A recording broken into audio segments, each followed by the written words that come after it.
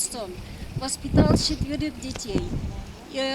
Поскольку сам был сиротой, выучился, сам себя он выучил, не было никакой моральной, материальной помощи, он всем своим детям дал свое высшее образование. Одна вот работает у нас в Министерстве здравоохранения, Нет.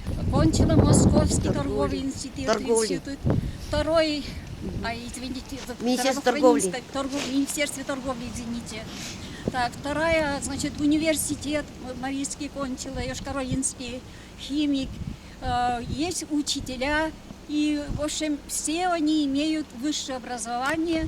И, в общем, то, что поздно, возможно, как Галя сказала, они стали ценить своего отца, как мы все, обычный человек, когда живет, мы не очень-то понимаем это. У него было свое видение природы. Он не только был, в первую очередь, конечно, он был поэтом,